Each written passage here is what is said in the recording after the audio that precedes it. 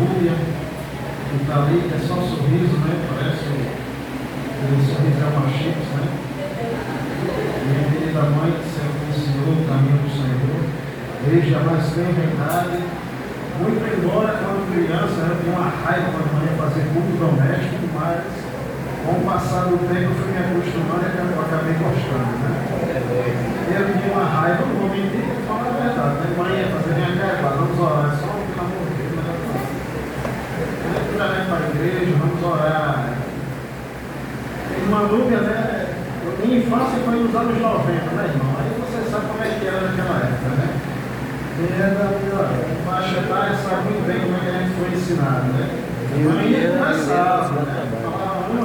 Na terceira, né? O cinto, meu pastor, já era usado poderosamente. Mas manhã não batia não, viu? Batia não. Ali acho que era tentativa de homicídio. Estou brincando. Exagero de meu pai. Sorria, Jesus te ama. Não, minha mãe, ela dava moral. Minha mãe ensinava, corrigia. E mesmo assim ainda tirei o juízo dela. Mas graças a Deus, né, que Deus me resgatou com a sua oportunidade. Não que a gente mereça, irmão. Mas o Senhor, ele é de misericórdia, né? Glória a Deus. E quando você tem uma mãe que ora, né, que rala o joelho no chão, né, orando, apresentando a sua vida, tenha certeza de que Deus vai mover, né? Tenha certeza de que Deus vai fazer algo, né? Porque a oração é a chave da vitória. Eu louvo a Deus, queridos, porque eu estive aqui no Novo Horizonte, pastor. Eu cheguei aqui no ano de 2009, fiquei até 2019, mais ou menos, né? Trabalhei com o Betel na época que eu cheguei aqui era o pastor João Batista. E com o passar do tempo, alguns irmãos aqui me conhecem, outros já são mais novos, eu não os conhecia, mas louvo a Deus também pela tua vida. Fico feliz porque eu estou vendo ali meu irmão JR lá no canto. Esse camarada aí, tive a oportunidade de conhecê-lo em 2015, lá no supermercado Extra. Naquela época eu conseguia dar um abraço completo dele, hoje em dia está mais largo, né? Mas após o culto eu vou dar um abraço, meu irmão. Eu louvo a Deus pela tua vida, queridos. Eu agradeço ao Senhor sempre, porque nós não merecemos, irmãos, as bênçãos que vêm sobre a nossa vida. Se for por mérito, coitadinho de mim, talvez coitadinho de você, né? Mas as misericórdias do Senhor são a causa de não sermos consumidos, né? E como disse os irmãos aqui, realmente estou há quase 5 anos já vivendo em Portugal. Eu tive a oportunidade de ir, né, no ano 2021. Como qualquer pessoa tem os seus objetivos na vida, sonhos, projetos e etc. Então, por esse motivo, né, motivos particulares, pessoais, eu tive essa escolha, essa decisão, e Deus, Ele abençoou, né? E eu estou lá, graças a Deus, vou fazer 5 anos. Há momentos que bate a saudade, né? Não é fácil, né? E o estilo de vida que nós temos aqui no Brasil é um, né? Em Portugal é outro. São cabeças diferentes, culturas diferentes, mas é assim, a gente vai vivendo e aprendendo. O mais importante é Deus à frente da nossa vida. Sempre. Em tudo que você for fazer, coloque Deus, né? Priorize Deus. Eu falo assim, queridos, não é corrigindo de forma alguma, até porque quem corrige é o pastor da igreja, não. Mas é porque quando nós olhamos para a palavra de Deus, nós olhamos para os dias atuais, nós vemos que tanta gente, né, irmão Vitor, toma tanta atitude e não coloca Deus na primazia, aí depois está sofrendo, está lamentando. Irmão, ore por mim, a gente ora, não tem problema não, a gente ora. Mas, às vezes, tem atitudes que poderiam ter sido tomadas de uma outra forma. Poderia ter consultado a Deus. E, no entanto, muitas das vezes estamos passando agora por um deserto. Mas Deus é Deus de misericórdia. Né? Você crê nisso? Que Deus é Deus de misericórdia? Glória a Deus. Até porque se você não cresce, como é que você estaria aqui nessa noite? Ele é Deus de misericórdia, né? Então, queridos, a palavra que nós lemos nessa noite, eu não sou um grande pregador, já começando pela minha estatura, né? 1,65 m, não é tão grande assim, nem da meia de ninguém. Mas, queridos, a palavra do Senhor, por si só, ela já é pura, eficaz e ela é poderosa. Ela é poderosa para redarguir, para exortar, para consolar, né? E tudo aquilo que nós precisamos ouvir. Não é aquilo que eu ou qualquer outro pregador vai manipular para alegrar o teu coração. Não. Mas é a palavra que vem ao nosso encontro e vai tratar conosco. Aleluia. Muito provavelmente você vai ouvir outros pregadores pregando uma mensagem melhor do que essa. Mas não dá problema, porque a palavra é de Deus. A palavra provém do Senhor.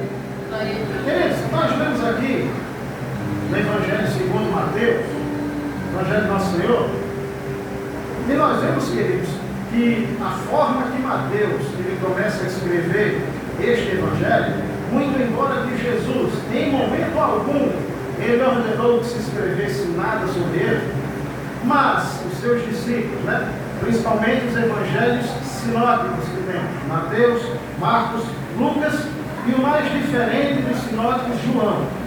Sinótico significa semelhante, parecido. Então, eles tiveram essa atitude de escrever.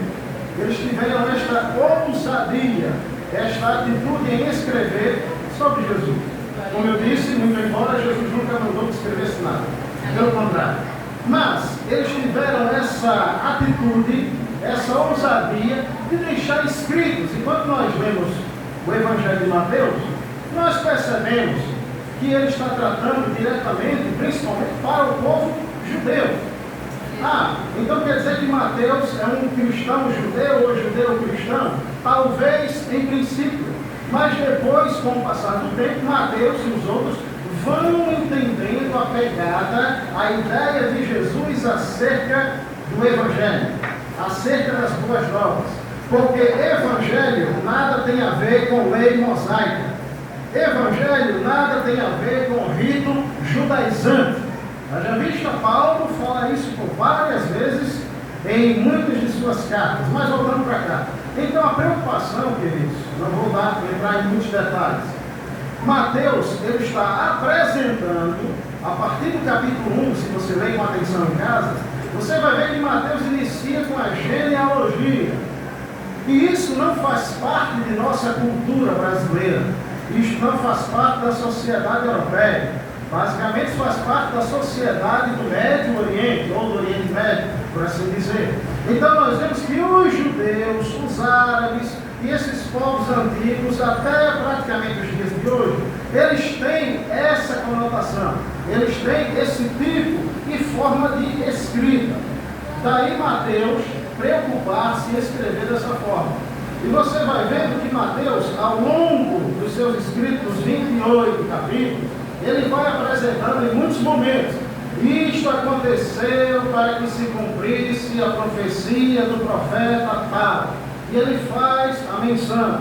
Isso se cumpriu para que cumprisse, ou melhor dizendo, a profecia de Jeremias. Como ele fala no capítulo 2, acerca da matança dos inocentes. Lembra? Quando o rei Herodes o Grande, ele manda matar as crianças de 2 anos para baixo, por assim, para que dessa forma matasse o Messias. Então ele cita a profecia de Jeremias. Em Ramá, grande choro e pranto. É Raquel chorando sobre seus filhos, porque eles já não existem. Então nós vemos, queridos, no decorrer do livro de Mateus, que ele sempre está trazendo alusão e falando sobre isso. Esta forma, me permita dizer, judaizante de escrever, de mensurar acerca daquele que viria, daquele que seria o Messias, daquele que viria e abriria os olhos dos cegos, daquele que iria ressuscitar mortos, daquele que iria ser perseguido, crucificado, mas ao terceiro dia ressuscitado. Você já entendeu que eu estou falando de Jesus, de Jesus. Aleluia. Então, queridos, aqui adiantando um pouquinho, para não ficar enfadonho para os irmãos, no capítulo 14, logo no início, você vê que Mateus ele está falando acerca da morte de João o Batista. Batista ou Baptista, aquele que batiza. João, aquele que batiza. Primo de Jesus. E no capítulo 14, Mateus vai narrando a história de João acerca de Herodes, Herodias era a esposa de Herodes, aqui já é outro Herodes. Não é o mesmo Herodes de Mateus 2, é outro. Só que João, como era um profeta e um homem de Deus, a Bíblia vai dizer que ele, diante do povo, ele bradou apontando para Herodes: Herodes, não te é lícito possuir a mulher do teu irmão. Observe a ousadia e a coragem do homem, né? Do mesmo profeta que no capítulo 3 de Mateus anunciou em Jesus dizendo: eis o Cordeiro de Deus, né, que tira o pecado do mundo. Então João, ele vai ser preso e futuramente morto, decapitado. Depois, em ato contínuo, nós vemos que há a primeira multiplicação de pães e dos peixes. Mais adiante, nós vemos que chegamos até o versículo 22, que nós lemos na leitura. Aí o texto diz assim, ó: logo a seguir, compeliu Jesus os discípulos a embarcar e passar diante dele para o outro lado. Parou? Versículo 22, no início, diz assim, ó: compeliu Jesus. A palavra deriva do verbo compelir, que significa uma obrigação em ato contínuo. Podemos entender que é algo jurídico como uma ordem direta. Então, quando Jesus compeliu, ele está dando uma ordem para os discípulos. E nenhum discípulo, por mais ignorante que fosse, ele não iria deixar de obedecer à voz do bom mestre. Então, o texto de Mateus é claro como cristal, como águas límpidas. Ele diz: compeliu Jesus os discípulos a embarcar e a passar, e ir adiante, atravessar, ir para o outro lado. Ele mandou os discípulos irem. E aí, Eduardo, Jesus fez o quê? Ficou de boa? Ficou tranquilo? De boa na lagoa? Não. A segunda parte do versículo 22 vai dizer que enquanto ele ordenou os discípulos a ir para o outro lado, Mar da Galileia, ou Lago de Genezaré, ou Lago de Tiberíades, que é a mesma, ele começou a despedir as multidões. Não as expulsar, mas a despedir-se deles. Por quê? Porque as multidões acompanhavam Jesus. Você vê isso em Mateus, você vê isso em Marcos, você vê isso em Lucas e você vê isso em João. E Jesus vai despedindo as multidões. Ao versículo 23 que nós lemos diz: e despedidas as multidões, Jesus subiu ao monte a fim de ficar descansando, né? Deitado numa rede. Não. Jesus foi ao monte a fim de orar sozinho. Em caindo a tarde, estava ele só. Jesus nos mostra, e ele nem precisa dizer diretamente, falar diretamente, porque pela palavra já entendemos que em momentos Jesus se apartava para ficar sozinho para a oração, para a meditação, para a conversa com o Pai, para ficar em particular com o nosso Deus, com o nosso Pai que está nos céus, mas que também está no nosso meio nesta noite. E Jesus despediu as multidões. No versículo 24, o texto diz assim: estando já o barco longe, a muitos estados da terra, açoitado pelas ondas, porque o vento era contrário.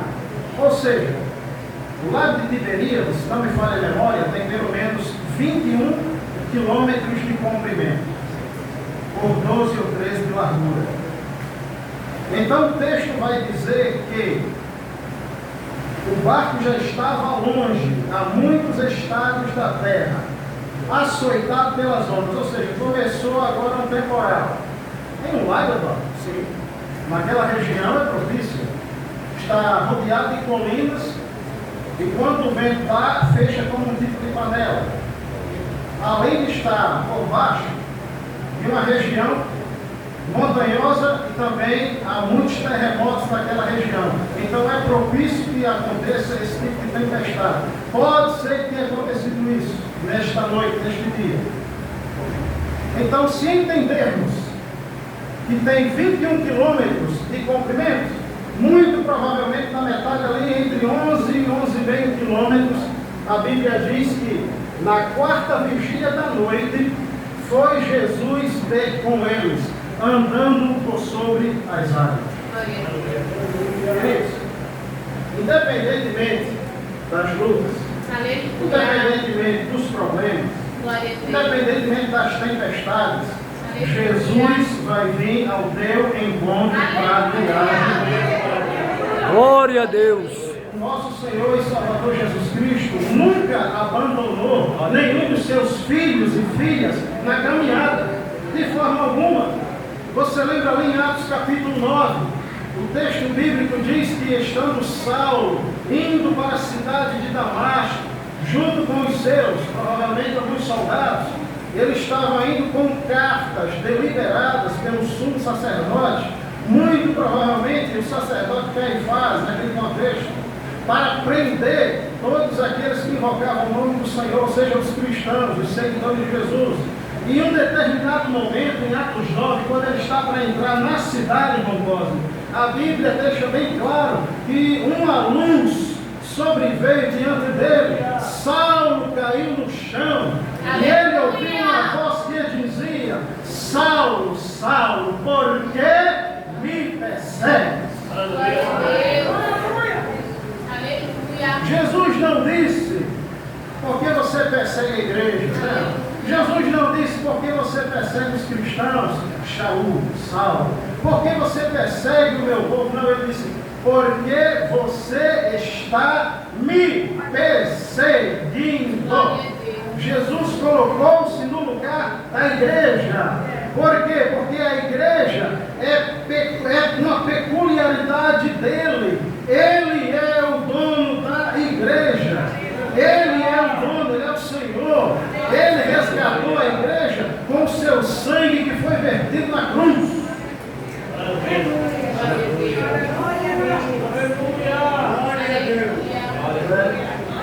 Bendito seja o nome do Senhor.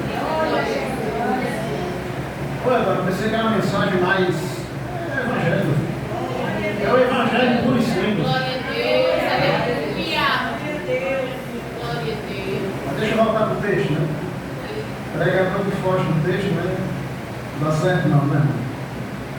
Mas tenha calma, ainda tem um tempinho, daqui a pouco eu sei. Fique nervoso não, né? Versículo 25. Na quarta vigília da noite, foi Jesus ter com eles, andando por sobre o mar, ou por sobre as águas. Naquele contexto, queridos, havia uma divisão de 4 vigílias. Sendo que a primeira vigília da noite, ela iniciava por volta das 18 horas e ia até as 21 horas. 18 às 21, primeira vigília. Vou falar mais uma vez. 18 às 21, primeira vigília. Segunda vigília, provavelmente era das 21 horas à meia-noite. A terceira vigília, que era chamado Canto do Galo, ela ia da meia-noite às 3 da manhã. A quarta vigília, isso era dividido por Roma, né, pelo Império Romano, que concentrava e dominava essa região, ia das 3 da manhã às 6 da manhã. Então, por volta entre 3 da manhã e 6 da manhã, na quarta vigília da noite, foi Jesus ter com eles. Aleluia! Mas Jesus é fenomenal. Oh, glória a Deus! Jesus é fenomenal. Aquilo que Jesus não fizer, meu amado, ninguém mais faz. Bendito seja o nome do Senhor. Na quarta vigília da noite foi Jesus ter com eles. Com eles quem, irmão? O homem já esqueceu os discípulos. Já esqueceu, foi? Esqueça não, os discípulos. Lembra que eu havia dito que no versículo 22, Jesus deu uma ordem, compeliu, instruiu, mandou, determinou que eles fossem para o outro lado? Pois é. Aí eles foram, irmão Pedro. novidade, né? Os caras obedeceram a Jesus, meu filho. A gente que às vezes é meio cabeça dura, né? Eita, né? Mas Jesus tem misericórdia. Eduardo, às vezes, né? Vamos falar assim, né? Eduardo, às vezes, menino, é arrogante demais, né? Aí Jesus bota na moinha, como a gente diz, arrocha o parafuso, aí você vai descer, né? A face do pó, né? Assim talvez haja esperança, né? Eu sei que muitos colocam pó na cara, não tem problema não, mas dentro da face do pó também está certo. Né? Aí Jesus vai ter com eles, e eles já tinham ido, ó, faz tempo, meu filho. Aí a Bíblia diz que Jesus vem andando sobre as águas. Aí Jesus vai rompendo aqui, arrebentando com a ciência, né? As leis da física, as leis da química. Isso não existe não, Eduardo, mas é milagre, meu filho. Quem foi que disse que milagre tem uma explicação metodológica e científica? Deus é Deus que faz milagre. Se Ele não fizer, Ele não é Deus, meu filho. Deus é poder. Ele é Deus em todo momento. Não há nada que possa impedir o agir de Deus. Né?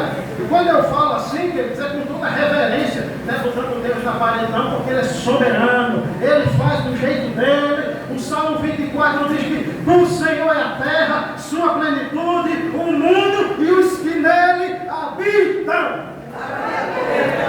Glória a Deus. Hebreus capítulo 9, aliás 13, versículo 9 diz: Jesus Cristo é o mesmo, ontem e hoje eternamente, não mudou. Ele é o Deus que abriu o mar. Ele é o Javé, o Iavé de Arrofa, o Deus que provê, o Deus que provê. Jireh. Ele é o Elohim de Israel. Ele é o El poderoso. Não é o El, não é minúsculo de Canaã, mas é o El dos hebreus.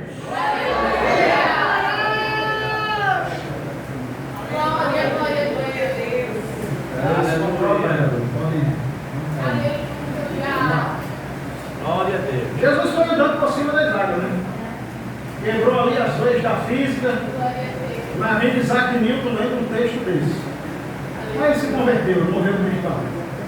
Físico. Escreveu muito mais sobre teologia do que ciência. E os discípulos, ao verem-no, ao ver quem? Jesus, andando sobre, a palavra sobre não é embaixo, você está entendendo? Sobre, em cima, acima. Glória a Deus. Quando os discípulos tiveram essa visão, vendo um pouco ali longe, rapaz, Aleluia. tem um homem andando sobre as águas. Aleluia. Glória a Deus. A segunda parte do versículo 26, minha pregação é um pouco cansativa, mas ela é assim mesmo. É o texto expositivo, tenha paciência. Só prega desse jeito. Ficaram aterrados. Aleluia.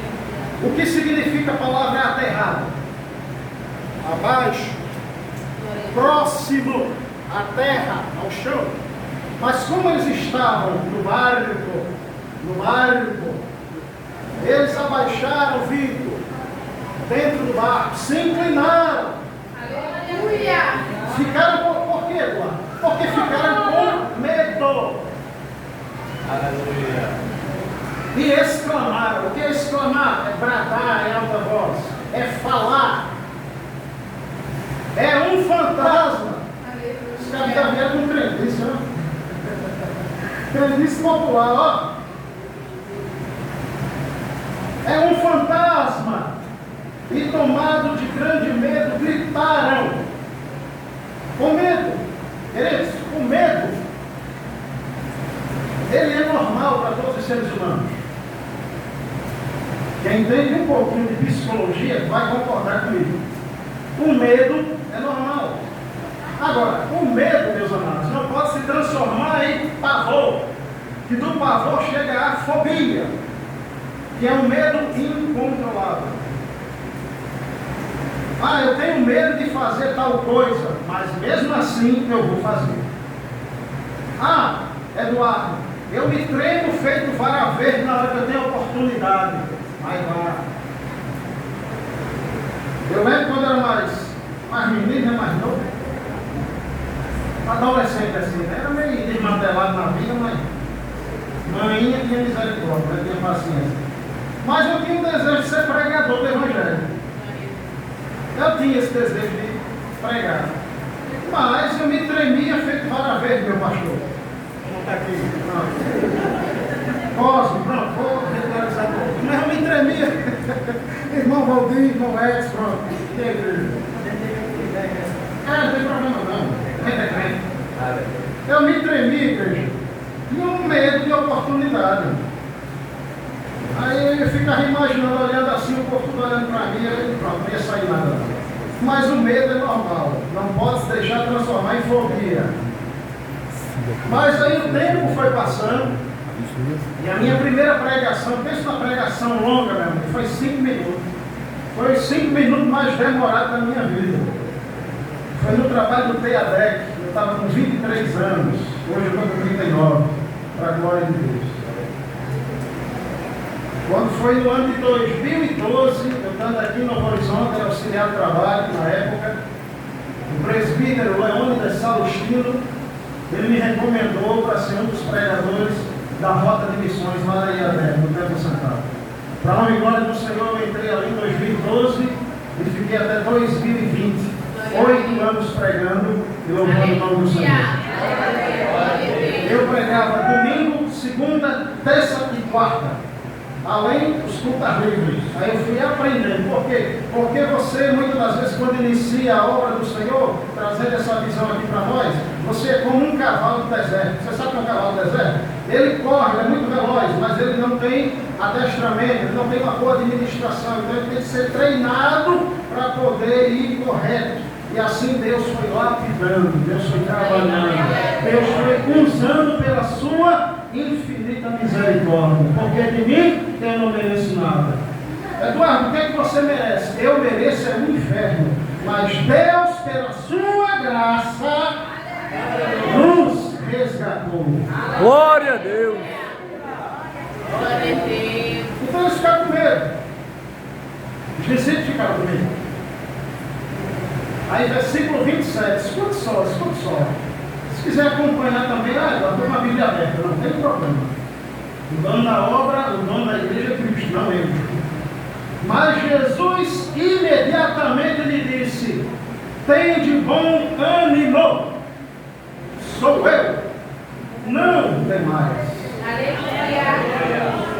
Perceba bem a palavra que o Senhor deliberou para os discípulos naquele momento de Dom Pedro. Durma não, fica acordado. Jesus imediatamente, meus amados, ele bradou: tem de bom ânimo. O que é ânimo, Eduardo? É robustez, coragem. Tem de bom ânimo. Mude a sua mentalidade, visão, objetivo, foco, determinação. Aí Jesus vem e diz: tem de bom ânimo. Jesus está dizendo para nós: continue, persevere, tenha coragem. Glória a Deus. Vá adiante, vá em frente. Glória a Deus.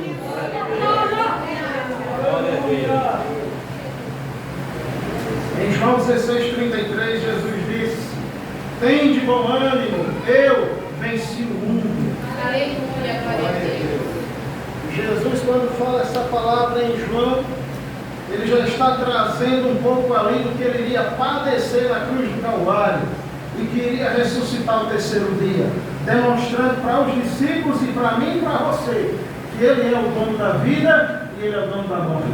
Ele é quem tem as chaves da morte e do inferno, como ele disse lá em Apocalipse 1. Quando João estava na ilha de Patmos, e a Bíblia diz que João ouviu por detrás alguém falar com ele, e ele diz: quando me virei para ver quem falava comigo, eu tive que me prostrar, porque a sua presença era mais forte e brilhante como o sol. E ele disse: meu filho, eis que estou vivo para sempre, e eu tenho as chaves da morte Glória a Deus.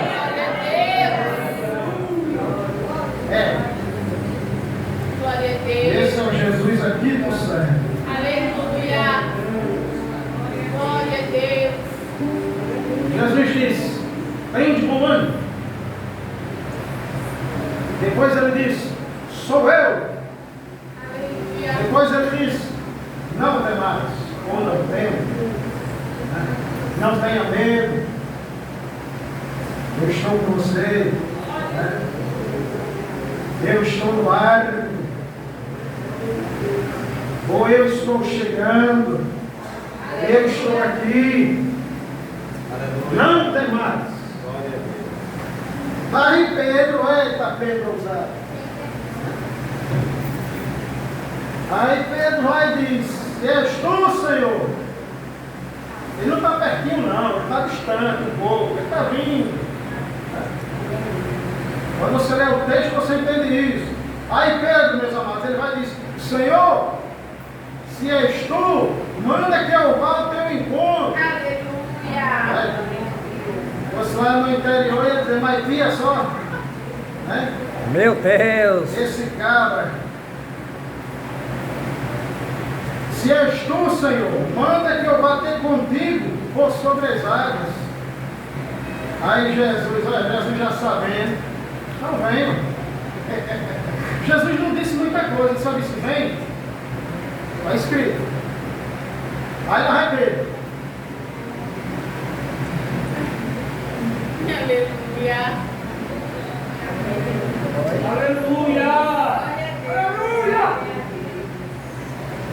Será que dá afundar? Lá vai Pedro.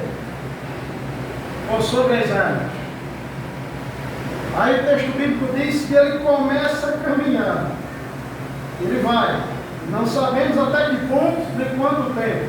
Mas ele começa a caminhar para ir ao encontro de Jesus. Mas tem um detalhe. O versículo 30 é categórico. O escritor Mateus, ele chama a atenção na narrativa, no versículo 30, que Pedro, reparando, ou seja, prestando atenção em que, Eduardo? Na tempestade, nos ventos, e entendendo, com toda a ignorância dele, mas entendendo que o que cai nas águas afunda. A Bíblia diz que, temendo a força do vento, ele teve medo.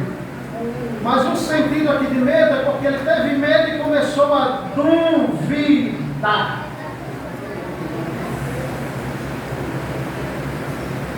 E aí, Eduardo, o que aconteceu? Bom, eu vou dizer, não tem calma. Ele olhando a força do vento, ele teve medo e começando a submergir, ou seja, a afundar. Começando a afundar, aí ele gritou: Jesus, me acuda, né, para a gente entender. Jesus, me salve, Senhor, salva-me. Eu disse que Jesus ainda estava vindo, quem lembra? Quem lembra, diga aleluia. Aleluia. Jesus ainda estava vindo, igreja. Jesus não estava pertinho, não.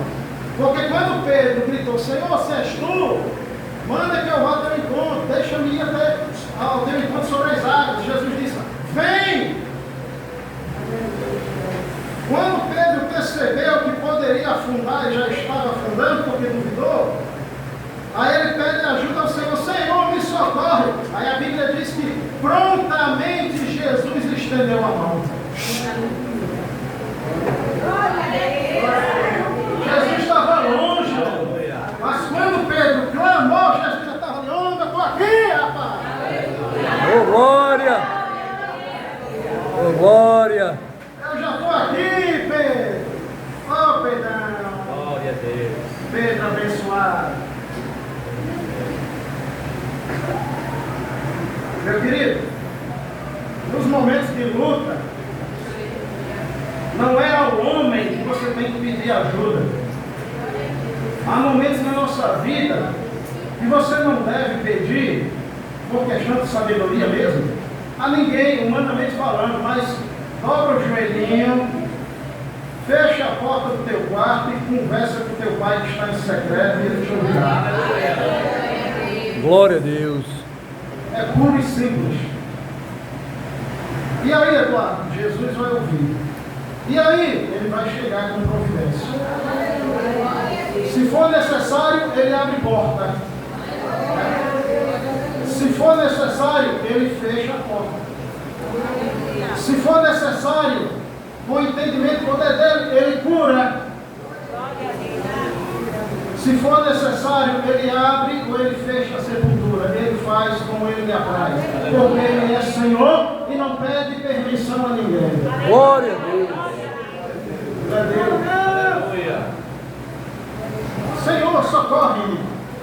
E prontamente Jesus, estendendo a mão, o tomou. E disse: homem de pequena fé. Está levando a cabeça.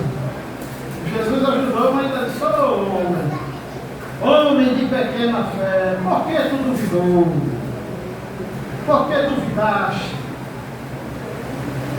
Subindo ambos para o barco, o vento cessou.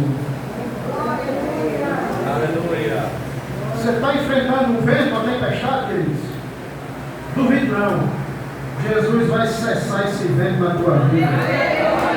Glória a Deus. Não tenha medo. Eu sei que parece até algo sem nexo. Não tenha medo. Olha, todos nós temos medo. Mas em frente. Vá à frente. Olhe para Cristo, autor e consumador da tua fé. Não olhe para o homem, porque o homem, ele erra, ele tem defeitos, ele comete falhas, mas Jesus não erra. Jesus é bom, Jesus é Senhor, Ele é Salvador, Ele é galardoador, Ele cura, Ele abre porta, Ele é bênção, Ele é poder, Ele é milagre, Ele faz, Ele ressuscita, Ele tem poder, Ele faz como Ele quer, Ele é Deus. Isso faz sentido. Quem é o homem para que se ensoberbeça? Quem é o ser humano para que seja arrogante? Não consegue enxergar um palmo além do seu nariz, se não for pela graça e misericórdia do Senhor. A Bíblia diz que Jesus chegou prontamente e o vento cessou. Aleluia. Até hoje, meus queridos, Deus nunca tem deixado de prover a minha vida. Seja de um jeito ou de outro, Deus tem chegado com providência naquilo que eu tenho precisado. Aleluia. Eu lembro-me de uma vez, por volta do ano 2012, 2013, não lembro bem a série, nessa época aí, fiquei desempregado. Aí, como eu estava ainda na época no seguro, aí eu pensei, aproveitar esse tempo, fazer a obra do Senhor.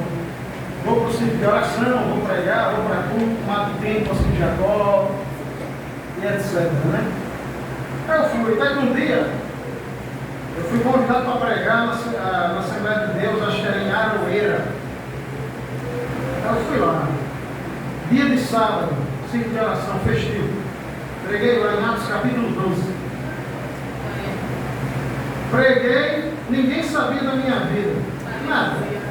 Até porque não é necessário a gente estar contando certas coisas. A gente conta para o Rei da Glória. Aleluia, glória a Deus. Aí eu preguei ali, trouxe a palavra naquela tarde, uma bênção, a igreja recebeu para a glória do Senhor. Fomos embora. E o irmão havia fretado o ônibus, a gente foi. Aí eu desci aqui no Igapó, ia pegar um ônibus para ir para casa. Aí o irmão foi e disse: Eduardo, peraí, tem um negócio aqui para tu. Bom, eu não esperava ele me dar um sacolão grande daquilo. Oh, glória a Deus. Eu levei para casa, ajudei mamãe e ajudei minha sogra. Aleluia. Deus faz assim e muito mais. Aleluia. Ah, Eduardo, eu estou pedindo a Deus, mas eu já não tenho força. Vamos receber a força em nome de Jesus. Como diziam os mais antigos, está com sua frouxura, rapaz. Obrigado. Glória a Está Deus. com sua moleza. Jesus abriu porta a partir de hoje. Glória a Em Deus. nome do Senhor. Porque Ele é quem faz. Quando Deus falou com Moisés, lá no capítulo capítulo 4, capítulo 5, ele diz: tu vai libertar o povo de Israel do Egito, Moisés. Aí ela faz desculpa de Moisés, os argumentos de Moisés para não ir. É pesado de língua, ele não é gado, viu, pelo amor de Deus. Nunca foi. Ele não é gado, pesado de língua. Ele está dizendo que não sabia falar diante do rei. Conversa fiada com Moisés. Aí Deus, meu filho, fui eu que criei tudo. Então pronto, Arão vai falar com você, mas não vai. E a gente vê no capítulo 4, capítulo 5, versículo por versículo, Moisés botando desculpa: mas Senhor, aí tu vai. Mas Senhor, mas você vai, rapaz, você acabou. Aleluia! Não tem para onde, foi Deus que escolheu, está escolhido e acabou. Aleluia! Quando Deus falou ali, repreendendo o servo do Senhor Ananias, em Atos 9, versículo 15, mas Senhor, há muito ouvi acerca de Saulo. Glória a Deus! Quantos males tem feito ao teu povo aqui e em Jerusalém? Tem a carta que manda matar os cristãos. Aí Deus só vê: irmão, meu filho, vai, porque este é para mim um vaso escolhido. Glória a Deus. Glória a Jesus! Glória a Deus. Estou que amando de fora. Aleluia. Estou já terminando, pastor. Aleluia. O vento cessou.